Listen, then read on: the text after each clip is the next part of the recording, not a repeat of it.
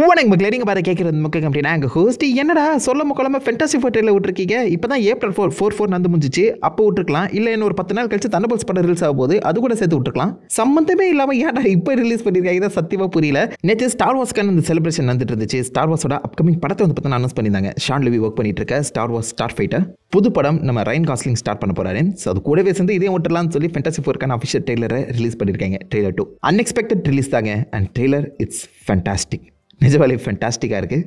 Time இருக்கவங்க மறக்காம check பண்ணி பாருங்க. அண்ட் இந்த ட்ரெய்லர் 2ல என்னென்ன விஷயங்கள் காமிச்சிருக்காங்க, எப்படி இந்த உலகம் அழிய போதுங்கிறத மொத்தமாக பார்த்துருவோமா. ஓப்பனிங் ஷாட் ரொம்பவே சிம்பிளாக ஃபென்டாஸ்டிக் 4ஓட ஆரிஜினில் தான் ஆரம்பிக்குது. இதுக்கு முன்னாடி நம்ம ஃபென்டாஸ்டிக் 4ஓட 2 ரீபூட் பார்த்துருவோம். ரெண்டுத்துலையுமே ஆர்ஜினை தெளிவாக தான் காமிச்சிருப்பாங்க. அந்த ஆர்ஜினை திரும்பவும் இந்த படத்தில் நம்ம சொல்லி டைம் வேஸ்ட் பண்ண வேணாம்னு சொல்லி டெட் கில்பர்ட் ஷோன்னு ஒரு ஷோவில் அந்த ஹோஸ்ட்டே வந்து பார்த்தீங்கன்னா ஆர்ஜினை ரொம்பவே சிம்பிளாக சொல்லிடுறாரு.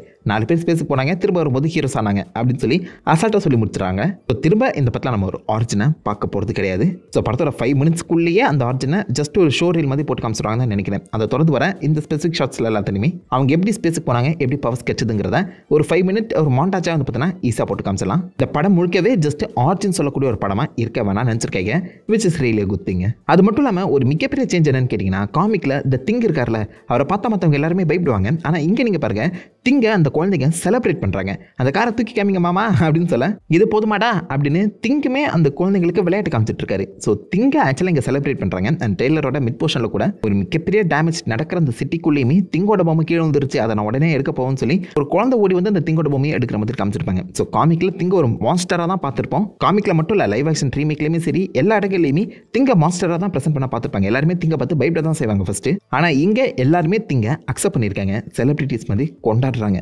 திங்கு அந்த பக்காரை தூக்கி வச்சிருக்கும் போது பின்னாடி 2 இன்ட்ரெஸ்டிங்கான is like Stanley service centre. ஆப்வியஸாக நம்ம ஸ்டான்லிக்கான ரெஃபரன்ஸ் இங்கே பார்த்தீங்கன்னா யான்சி ஸ்ட்ரீட்னு போட்டிருக்கேன். திங்க் அடிக்கடி யான்சி ஸ்ட்ரீட் வழியாக தான் போவார். அங்கே இருக்க நிறைய கேங்ஸ்டர்ஸ் கூட தான் சண்டை போடுற மாதிரி காமிக்கப்பட்டிருக்கோம், அதுக்கான ரெஃபரன்ஸ். அண்ட் திங்குக்கு முன்னாடி நீங்கள் பார்த்தீங்கன்னா காமிக்ஸ் இருக்குது, நல்லா பாருங்க காமிக்ஸுங்க அது. ஸோ இங்கே இருக்க இந்த கேரக்டர்ஸை டெக்னிக்கலாக மற்றவங்க எல்லாருமே செலிப்ரேட் பண்ணி கொண்டாடுறது மட்டும் இல்லாமல் அவங்கள பேஸ் பண்ணி சில மர்ச்சன்டைஸும் உருவாக்கியிருக்காங்க. லைக் காமிக்ஸ், கப்ஸு, டிஷர்ட்ஸ்லாம் வச்சிருப்பாங்கன்னு நம்புறேன். இங்கே நீங்கள் பார்த்தீங்கன்னா இந்த ஃபென்டாஸ்டிக் கார் மாதிரி ஒரு குட்டி வண்டி அந்த பக்கம் குழந்தைங்க ஒட்டி விளையாடிட்டு இருக்காங்க. கிட்டத்தட்ட ஃபென்டாஸ்டிக் 4 இந்த எர்த்தோட செலிபிரிட்டிஸாக இருக்காங்க. அந்த எர்த்ஸ் ஒன்லி சூப்பர் ஹீரோஸ் அப்படிங்கிற மாதிரியும் டெட் கில்பர்ட் மென்ஷன் பண்ணியிருப்பாரு. அந்த உலகத்தில் அவெஞ்சர்ஸ் மற்ற ஹீரோஸ்ன்னு சொல்லி யாருமே இல்லை, ஃபென்டாஸ்டிக் 4 மட்டும் தான் இருக்காங்களாம். ஃபென்டாஸ்டிக் 4 ஆப்வியஸாக சில வில்லன்கள் கூடயுமே சண்டை போட்டிருக்க சான்சஸ் அதிகம். அப்படி பார்த்தா டாக்டர் டூமில் இருப்பாரான்னு கேட்குறது எனக்கு புரியுது, டவுட் தாங்க. மேபி ரெஃபரன்ஸ் கொடுக்கலாமே தவிர்த்து டாக்டர் டூமை காமிக்க மாட்டாங்க தான் தோணுது. ஸோ டெக்னிக்கலாக இந்த யூனிவர்ஸோட ஒரே ஹீரோஸ் ஃபென்டாஸ்டிக் 4 தான். அதை திரும்ப அழுத்தி கிளியராக கரெக்டாக மென்ஷன் பண்ணுறாங்க. அண்ட் திங்குக்கு முன்னாடி அந்த காமிக்ஸ் இருக்குன்னு சொன்னால் பார்த்தீங்களா, அந்த காமிக்ஸ்லாம் யார் தெரியுமா பப்ளிஷ் பண்ணுறா? இந்த ஷாட்டில் பாருங்க, பின்னாடி டைம்லி காமிக்ஸ்னு போடப்பட்டிருக்கு. விக்டர் டைம்லியாடா நீங்கள் கேட்குறதுன்னு புரியுது. விக்டர் டைம்லியோட அந்த பேர் இன்ஸ்பிரேஷனே டைம்லியில் தான் வந்திருக்கும். டைம்லி காமிக்ஸ் தான் மார்வல் காமிக்ஸோட ஒரிஜினல் பேருங்க, புரியுதா? அதுக்கப்புறம் ஃபென்டாஸ்டிக் 4 இஷ்யூ 1ல் தான் அதை மார்வல் காமிக்ஸ்னே மாற்றிருப்பாங்க. ஸோ அதுக்கான ரெஃபரன்ஸ் தான் இந்த இடத்துல மார்வல் காமிக்ஸோட பழைய பேர் டைம்லி காமிக்ஸை இந்த இடத்துல சூப்பராகவே ரெஃபரன்ஸ் பண்ணியிருக்காங்க. அது மட்டும் இல்லாமல் இது MCU கூட இப்போ நம்ம பார்த்துட்டு இருக்க எர்த் 6 சென்ஸ் கூட லிங்க் ஆகாத அந்த சமயத்தில் இந்த படத்துக்குள்ள நீங்கள் என்ன வேணாச்சும் ப்ரெசென்ட் பண்ணலாம். அது உண்மையிலே ஒரு ரெஃபரன்ஸ் அண்ட் ட்ரிபியூட்டாக தாங்க அமையும். சிம்பிளாக இங்கே இருக்க எல்லா மக்களுமே ஃபென்டாஸ்டிக் 4 செலிபிரிட்டிஸாக பார்த்துட்டு இருக்காங்க. பட் இருந்தாலும் அவங்க தங்களுக்கான ஒரு லைஃபை அமைதியாக தான் வாழ்ந்துட்டு இருக்காங்கன்னு சொல்லலாம். போன டெய்லரில் நீங்கள் பார்த்துருக்க முடியும். We make a point to do family dinner every week. Sunday at 7. என்னதான் எவ்வளோதான் பிரச்சனை இருந்தாலும் கரெக்டாக 7 மணிக்கு நாங்கள் டின்னருக்கு ஆஜராயிடுவோம், ஒரு ஃபேமிலியாக உட்காந்து டின்னர் சாப்பிடுவோம் அப்படின்னு சொல்லியிருப்பாங்களே. அதுக்கேற்ற மாதிரி இங்கே நீங்கள் பாருங்கள், 6:30 மணிக்கு இந்த சாப்பாடுங்கிறது ரெடி ஆகிட்டு இருக்கு. ஸோ ரீடீச்சர் சொன்ன மாதிரியே 7 மணிக்குள்ளே எல்லாருமே சாப்பிட்டு ரெடி ஆகிடுறாங்க. அந்த கண்டினியூட்டியாக அழகாகவே மெயின்டைன் பண்ணியிருக்காங்க சொல்லலாம். அண்ட் ஆப்வியஸாக நம்ம செஃப்பாக இருக்கிறது வேறு யார்? திங்கு தான். அண்ட் அந்த சாப்பாடுக்கு ஹெல்ப் பண்ணுறது ஹெர்பின். பின்னாடி நம்ம ஜானி தேவையான அந்த சாப்பாடுலாம் ஃப்ரிட்ஜ்லேருந்து எடுத்துகிட்டு இருக்காரு. ஸோ போன டெய்லரில் இந்த ஷர்ட் எடுத்துருக்காது, இதுக்கு மட்டும் ஆட் பண்ணியிருக்காங்க. இன்னொரு இன்ட்ரெஸ்டிங்கான டீட்டெயில், ஜானி அந்த சீரியல் பாக்ஸ் போது அந்த பாக்ஸுக்கு பின்னாடி இருக்கிறத நோட் பண்ணுங்க. அதுவும் ஜானி ஸ்டாம் தான். ஜாக்கி பாயோட ஃபர்ஸ்ட் பின்னப்ல வரையப்பட்ட அந்த ஹியூமன் டார்ச்சுக்கான ரெஃபரன்ஸ் இங்கேயும் கொடுக்கப்பட்டிருக்கேன். ஸோ முன்னாடியே சொன்னால இங்க செலிபிரிட்டிஸ் இவங்களை பேஸ் பண்ணி ஏகப்பட்ட மர்ச்சன்டைஸ் இங்க இருக்க மக்களால் உருவாக்கப்படுது. அதில் ஒன்று தான் இந்த சீரியல் போட்டியாக இருக்கணும். சூஸ்டாம் அண்ட் ரீடீச்சர்ஸ் உள்ளவர அவங்கள பார்த்த நம்ம ஜானி, நீங்கள் லேட்டாக வந்துட்டீங்க அப்படின்னு சொல்ல ஃபர்ஸ்ட்டு நம்ம சிஸ்டம் ஷாக் ஆவாங்க. லேட்டுங்கிறதுக்கு ப்ரெக்னென்ட்டுங்கிற இன்னொரு அர்த்தமும் இருக்குது. பட் ஜானி அதை மென்ஷன் பண்ணியிருக்க மாட்டாரு. நீங்கள் டின்னருக்கு லேட்டாக வந்துட்டீங்க அப்படி தான் சொல்ல வந்திருப்பாரு. சிஸ்டம் என்ன பண்ணுறதுன்னு தெரியாமல் லைட்டாக உளருவாங்க. ஸோ டெக்னிக்கலாக இவங்க ப்ரெக்னெண்ட்டாக இருக்க விஷயத்த மறைக்க ட்ரை பண்ணுறாங்களோ, அதுக்கப்புறம் திங்க் கேட்டுட்டு அப்புறம் தான் இவங்க அக்செப்ட் பண்ணுற மாதிரி இருக்குது. ஸோ ஃபஸ்ட்டு இவங்க யாருக்குமே ப்ரெக்னெண்ட்டாக இருக்க விஷயம் தெரிய வேணாம்னு சொல்லி மறைக்க ட்ரை பண்ணியிருக்காங்க. பட் திங்க் கண்டுபிடிச்சிட்டாப்ல. அதுக்கப்புறம் தான் ஜானி அதை செலிப்ரேட் பண்ணுற மாதிரி இருக்கு. நீ ஒரு நல்ல அம்மாவாக இருப்பேன், ஆனால் ரீடு நீ புத்திசாலி தான், ஆனால் எமோஷனலி ஸ்ட்ராங்கான டேடாக இருப்பியான்னு தெரியல, நாங்கள் கிரேட்டஸ்டாக அங்கிளாக இருப்போம் அப்படின்னு சொல்லி செம்ம ஃபன் பண்ணிட்டு இருப்பாங்க. ஒரு ஃபேமிலியாக செலிப்ரேட் பண்ணுறதை திரும்ப சூப்பராக ப்ரெசென்ட் பண்ணுறாங்க. இன்னொரு இன்ட்ரெஸ்டிங்கான டீட்டெயில், நம்ம சூஸ்டாம் இந்த இடத்துல ரெட் அண்ட் பிளாக் ட்ரெஸ் போட்டு வந்திருக்காங்க.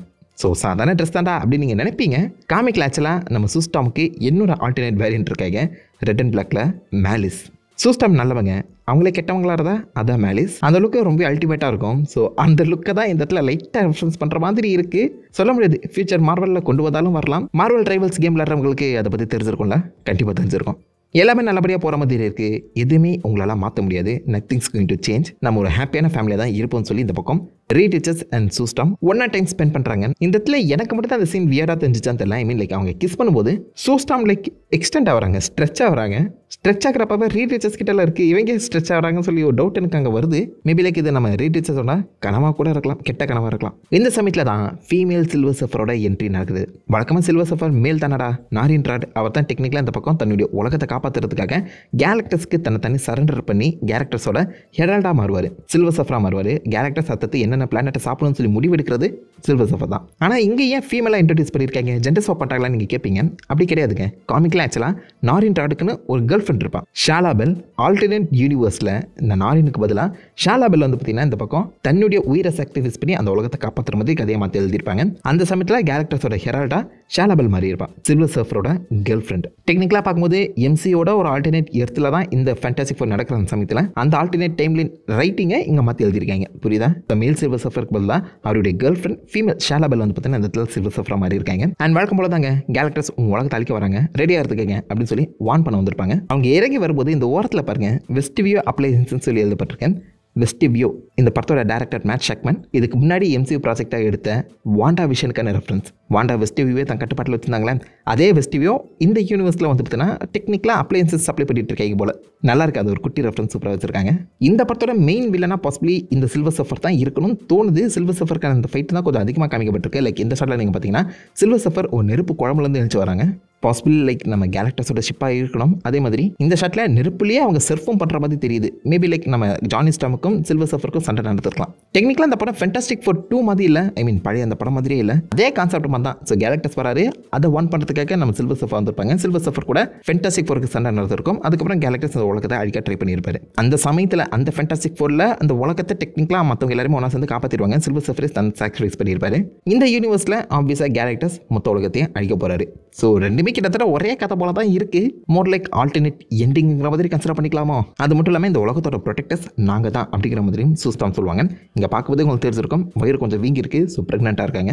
ஷாலாபெல் இதை சொல்லிட்டாங்க வந்து ஓட பின்னாடியே நம்ம ஜானி ஸ்டாம் என்ன சிம்பிளாக அந்த உலகத்தை அழிச்சிருவோம்னு சொல்லிட்டு போயிட்டு இருக்கேன், எனக்கு முழுவதுமே தெரிஞ்சாகணும் அப்படின்னு சொல்லி அந்த சில்வர் சஃபரை ஃபாலோ பண்ணிட்டு போய் சர்ஃப் போர்டை தொடுவார். அந்த சமயத்தில் அவர் ஏதோ ஒரு விஷனை பார்க்குற மாதிரி தான் இருக்கு. பிகாஸ் அடுத்த ஷாட்டில் இந்த பக்கம் நம்ம சில்வர் சஃபர் அவர் அடிச்சு கீழே போடும்போது என்னடா நடக்குதுங்க அப்படிங்கிற ஒரு வித்தியாசமான தாட்டில் தான் கீழே விழுற மாதிரி இருக்கும். ஸ்பேஸுக்கு வெளியில் ஆக்சிஜன் இருக்காது, ஐசிங் ப்ராப்ளம் அயன்மேன் பார்த்துருப்பீங்களா? ஸோ அதனால ஜானி ஸ்டாம் பேர்ன் ஆகலனாலும் அந்த இடத்துல அவர் வந்து லைக் என்னால் பேர்ன் ஆக முடியலையேன்னு சொல்லி கீழே விழாமல் ஏதோ ஒரு விஷயத்தை நேருக்கு நேர் பார்த்த மாதிரி ஏதோ ஒரு விஷன் அவர் வந்து அஃபெக்ட் பண்ண மாதிரி இருந்தால் அந்த ஒரு ஷாக்ல கீழே விழுறாரு. மேபி சில்வர் சஃபர் போர்டு அந்த தொடும்போது பாசிபிளி இவருக்கு எதிர்காலத்தில் நடக்க போகிற அந்த விஷயம் தெரிய வந்திருக்கலாம். எப்படி கேலக்டர்ஸ் இதுக்கு முன்னாடி இந்த உலகங்களை அழிச்சா இந்த உலகத்தை எப்படி அழிக்க போகிறான்னு சொல்லி அந்த விஷன் அவருக்கு தெரிய வந்திருக்கும் போல. இந்த ஷாட்டில் நீங்கள் பார்த்தீங்கன்னா மொத்த உலகமே ஏதோ ஒரு வகையான லைக் அழிவை நோக்கி போகிற மாதிரி காமிச்சிருக்காங்க.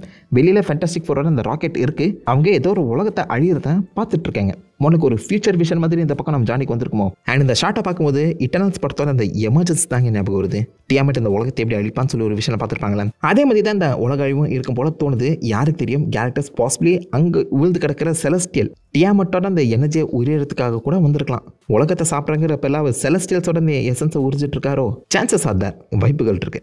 ஸோ உலகத்தை அழிக்க போகிறோன்னு ஒருத்தன் வான் பண்ணிட்டு போயிருக்கான், அதுக்கப்புறம் அமைதி இருக்கும்னு நினைக்கிறீங்களா? டெக்னிக்கலாக ரீட் ரிச்சர்ஸ் அவருடைய அந்த டெக்னாலஜி மூலியமா 1960ஸ்லேயே இந்த உலகத்தை ஒரு பீஸ்ஃபுல்லான உலகமாக மாற்றி வச்சிருக்காரு. தன்னுடைய டெக்னாலஜி வச்சு அட்வான்ஸ்மெண்ட்டை கொடுத்து எல்லா மக்களுக்குமே அமைதிங்கிற ஒரு விஷயத்தை கொடுத்துருக்காரு. சூஸ்டாமும் பீஸ்க்காக தான் ஃபாலோ பண்ணுற மாதிரி தெரியுது. இந்த ஷாட்டில் நீங்கள் பார்த்தீங்கன்னா சூஸ்டாமோட முதுகில் ஃபியூச்சர் ஃபவுண்டேஷன் சொல்லி எழுதியிருக்காங்க. ஸோ அதுக்கான அடித்தளத்தை இங்கே போட்டாங்க. லைக் அங்கே இருக்க மக்களுக்கு அமைதியை மட்டும் இல்லாமல் அறிவையும் கொடுக்குற கல்வியையும் கொடுக்கறதுக்கான ஒரு ஃபவுண்டேஷன் அது. ஸோ பாசிபிளி இந்த இடத்துல நம்ம சூஸ்டாம் அந்த ஃபியூச்சர் ஃபவுண்டேஷன் ஆரம்பிச்சிருப்பாங்க போல. ஸோ ஒரு பீஸ்ஃபுல்லான உலகத்தில் இந்த உலகம் அழிய போதுன்னு சொல்லி ஒரு குண்டு தூக்கி போடும்போது அங்கே இருக்க மக்கள் கலவரத்தை உருவாக்க தானே செய்வாங்க. அந்த கலவரத்தில் இப்போ திரும்ப அமைதியை உருவாக்கணும்னா ரொம்பவே கஷ்டம். எல்லாமே ஏன் தப்பு தான் அப்படின்னு சொல்லி ரீட் ரிச்சர்ஸ் இந்த இடத்துல உடஞ்சி எழுதிட்டு இருக்காரு. லைக் டெக்னாலஜி வழியாக அப்படியான தேவையில்லாத விஷயங்களை வந்து ரிசர்ச் பண்ண ஆரம்பிச்சிட்டேன். இந்த உலகத்தோட எல்லைக்கு போயிட்டேன். அதுதான் அவங்களுக்கு கேட்டிருக்கு போல. தே ஹியர்ட் அஸ் அப்படிங்கிற மாதிரி ஒரு டைலாக் சொல்வார்ல. ஸோ பாசிபிளி லைக் அது கேலக்டஸ் தான் மென்ஷன் பண்ணுறாரு போல. அண்ட் அவருடைய போர்ட்லேயுமே நீங்கள் பார்த்தீங்கன்னா ஐன்ஸ்டைன் ரோசன் பிரிட்ஜ் அந்த வார்ம் ஹோல் இந்த மல்டிவர்சல் டிராவல் பற்றின போர்ட்டல் டிசைன்ஸ் தான் எழுதிட்டு இருக்காரு. ஸோ மல்டிவர்சல் போர்ட்டல் கேட்வேவை தெரியாதனமாக ரீடேச்சர்ஸ் உருவாக்க அதுதான் இந்த பக்கம் கேலக்டர்ஸ்க்கு சிக்னல் அனுப்பியிருக்குமோ. அண்ட் அந்த போர்ட்டல் வழியாக தான் மேபி இந்த பக்கம் ரீடேச்சர்ஸ் மட்டும் இல்லாமல் எல்லாருமே எஸ்கேப் ஆகிற மாதிரி கூட காமிக்கப்படலாம். MCU 616க்கு வரதுக்கு ரீடேச்சர்ஸ் ஒரு போர்ட்டலை உருவாக்கிட்டாருங்கிற மாதிரி சொல்லலாம். பட் அதை நான் பண்ணனால தான் இந்த பக்கம் கேலக்டர்ஸ் இந்த உலகத்தை அழிக்க வந்துட்டு இருக்கான் அப்படிங்கிற தாட்டில் தான் அவர் இது எல்லாமே ஏன் தப்புன்னு சொல்லி உட்காந்து எழுதிட்டு இருக்காரு. அதை எப்படி ப்ரெசென்ட் பண்ண போகிறாங்கன்னு தெரியல. பட் சம்ஹவ் நம்ம ரீடேச்சர்ஸோட ஏதோ ஒரு சயின்டிஃபிக் பிரேக் த்ரூங்கிறது கேலக்டர்ஸை சிக்னல் பண்ணியிருக்கலாம் போல ரீடேச்சர்ஸ் நினைக்கிறாரு. பட் உண்மையிலேயே கேலக்டர்ஸ் இங்கே தேடி வந்தது ரீடேச்சர்ஸை இல்லை, சூஸ்டாம் வயிற்றுக்குள்ளே இருக்கேன் ஃப்ராங்க்லின் ரிச்சர்ஸை. ஃப்ராங்க்லின் எந்த அளவுக்கு பவர்ஃபுல்லான கேரக்டர் உங்களுக்கு நல்லாவே தெரியும். More like omega level mutant. Literal மல்டிவர்ஸே அவரால் வந்து பார்த்தீங்கன்னா கண்ட்ரோல் பண்ண முடியும், உருவாக்கவும் முடியும். செம்ம ஓவர் பவர்டான ஒரு கேரக்டர். இவனை நம்ம ஹெரால்டாக மாற்றிக்கலாம், இல்லை இவனை நம்ம அப்சர்வ் பண்ணி இன்னும் பவர்ஃபுல்லாக மாற்றிக்கலாங்கிற தாட்டில் தான் கேரக்டர்ஸ் வந்துருப்பார் போல. ஸோ அவர் அங்கே தேடி வந்தது குழந்தைய. பட் ரீடேச்சர்ஸ் அந்த படி தமிழே தூக்கி போட்டிருக்காரு. அது வரைக்கும் ஃபென்டாஸ்டிக் ஃபோரை செலிப்ரேட் பண்ணிட்டு இருந்தவங்க அடுத்த ஷாட்டில் பாருங்க ஆர் வி சேஃப்ங்கிற ஒரு வார்த்தையை ரீடேச்சர்ஸ் கிட்ட கேட்குறாங்க. ரீடேச்சர்ஸும் எனக்கு தெரியலன்னு சொல்கிறாரு. வழக்கமாக ரீடேச்சர்ஸ் இப்படி சொல்லவே மாட்டார். எல்லா கேள்விகளுக்கும் கண்டிப்பாக ஒரு பதில் இருக்கும்னு நினைக்கிறவர் தான் ரீடேச்சர்ஸ். இந்த இடத்துல அவர் தெரியலன்னு சொல்லும்போது நடக்கிற விஷயங்கள் என் கைக்கு எல்லை மீறி நடக்குதுங்கிறத தான் அவர் சொல்ல வராரு. இந்த இடத்துல அவங்க ஆல்ரெடி ஃபென்டாஸ்டிக் ஃபோராக மாறி அதுக்கப்புறம் திரும்ப ஸ்பேஸுக்கு போக ரெடி ஆகிட்டு இருக்காங்க. திங்கு, ஹியூமன் டார்ச், மிஸ்டர் ஃபென்டாஸ்டிக் இவங்க 3 பேர் மட்டும் தான் அவங்களுடைய இந்த அஸ்ட்ரானட் சூட்டில் இருக்காங்க. முன்னாடியே சொன்ன மாதிரி இந்த சூஸ்டம் அவங்களுடைய ஃபியூச்சர் ஃபவுண்டேஷன் சாதாரண சூட்டில் இருக்கும்போது தான் தெரியுது. ஸோ பிரெக்னெண்டாக இருக்கேன்னா இப்போதைக்கு ஸ்பேஸுக்கு வர முடியாதுன்னு சொல்லி அவங்க பாசிபிளி கிரவுண்ட்லேயே ஏதாவது சம்பவம் செய்யலாம். இவங்க 3 பேர் மட்டும் ஸ்பேஸில் என்ன நடக்குதுன்னு சொல்லி பார்த்துட்டு வரதுக்காங்க கிளம்பலான்னு நினைக்கிறேன். அதே மாதிரி இந்த ஷாட்டில் ஒரு பேபி கிரிம்பை காமிச்சிருக்காங்க. நான் விட்டு கொடுக்க போகிறதில்ல, ஐம் நாட் கிவிங் அப். என்ன பிரச்சனை வந்தாலும் ஒன்றா பார்த்துடலாம். ஐம் சரிங்க பழக்க தோஷத்தில் போட்டேன். மல்டிவர்ஸ் படம் தானே, ஃபேமிலின்னு சொல்லும்போது அண்ணன் வந்தால் என்ன கேலக்டஸே காரை வச்சு அடிப்பாரான், நல்லா இருக்காது.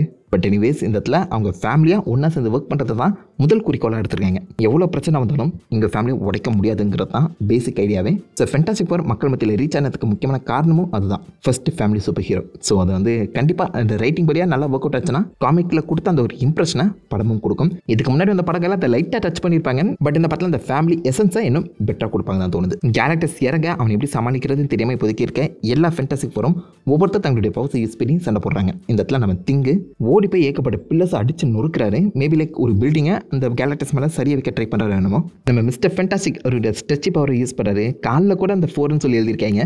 கையில் ஏதோ ஒரு வித்தியாசமான மிஷின் வச்சிருக்காரு. ஓரமாக நீங்கள் பார்த்தீங்கன்னா அந்த பில்டிங்கை டிஸ்ட்ராக்ட் பண்ணுறது கேலக்டர்ஸ் தான், அது தெளிவாக இருக்குது. நிறைய பேர் இதை அல்டிமேட் நல்லிஃபயர்னு சொல்கிறீங்க. இவ்வளோ சீக்கிரம்லாம் ரீடேச்சர்ஸ் கிட்ட அல்டிமேட் நல்லிஃபயர் கிடச்சிருக்காது. மேபி லைக் அதை வச்சு நம்ம கேலக்டர்ஸ் கூட கம்யூனிகேட் பண்ணுறதோ இல்லை கேலக்டர்ஸை சின்னதாக்குறதோ ஐடியாவாக இருக்கலாம். ரீடேச்சர்ஸ் தன்னுடைய நாலேஜை யூஸ் பண்ணி ஒரு புது மிஷின், ஒரு புது எக்யூப்மெண்ட்டை கண்டுபிடிச்சிருக்காரு போல. அதை தொடர்ந்து ஆப்வியஸாக நம்ம சூஸ்டாம் தன்னுடைய அந்த ஷீல்டிங் பவரை யூஸ் பண்ணுறாங்க. மேபி லைக் இந்த பக்கம் நம்ம ரீடேச்சர்ஸாக பாதுகாக்கிறாங்களோ என்னமோ, ஏன்னா அவர் தான் இப்போதைக்கு பக்கத்தில் கேலக்டர்ஸ் பக்கத்தில் போயிருக்காரு. ஸோ மேபி இந்த பக்கம் நம்ம மிஸ்டர் ஃபென்டாஸ்டிக் அவர் ஷீல் பண்ணலாம். அதே மாதிரி ஜானி ஸ்டாம் தண்ணிக்கு மேலே பறந்துட்டு இருக்காரு. எங்கே போகிறாரு தான் தெரியல. அந்த இடத்துல ஸ்கைலைன் சூப்பராகவே காமிச்சிருக்காங்க. இப்போ நம்ம பார்க்குற அந்த நியூயார்க் சிட்டிக்கும் ஆல்டர்னேட் யூனிவர்ஸில் அட்வான்ஸாக இருக்க அந்த நியூயார்க் சிட்டிக்கும் எந்த அளவுக்கு டிஃப்ரென்ஸ் இருக்குங்கிறத தெளிவாகவே காமிச்சிருக்காங்க. முக்கியமாக மோனோ ரயில்ஸ்லாம் ஓடிட்டு இருக்கு பாருங்க. இதெல்லாம் இப்போ இருக்க நியூயார்க் சிட்டியில் இருக்காது. அந்த அளவுக்கு ரீடேச்சர்ஸ் தன்னுடைய புத்திசாலித்தனத்தை வச்சு இந்த இடத்த வேற லெவல் அட்வான்ஸ்மெண்ட் பண்ணியிருக்காருன்னு சொல்லி தெளிவாகவே காமிச்சிருக்காங்க. இதே மாதிரி தான் எர்த் 838லேயுமே நீங்கள் பார்த்தீங்கன்னா நம்ம உலகத்தில் இருக்க அந்த சிட்டியை விட அவங்களுடைய அந்த சிட்டி எர்த் 838 சிட்டிங்கிறது சூப்பர் அட்வான்ஸ்டாக மாதிரி இருக்கும். அதுக்கு காரணமும் ரீடேச்சர்ஸ் தான் சொல்லப்பட்டிருக்கும். ஸோ ரீடேச்சர்ஸ் நம்ம உலகத்தில் இல்லாததான் இப்போ மிஸ்டேக். எர்த் 616லேயுமே இருந்தான்னா அந்த யூனிவர்ஸும் கம்ப்ளீட்டாக வேற மாதிரி உல்டாவா மாதிரி இருக்கும் போல. அதான் டோனி ஸ்டார்க் இருக்காரே, நீங்கள் கேட்குறதுன்னு புரியுது. அவரும் புத்திசாலி தான். பட் அவருடைய மூளை வெப்பன் செய்கிறதுக்கு போயிடுச்சு.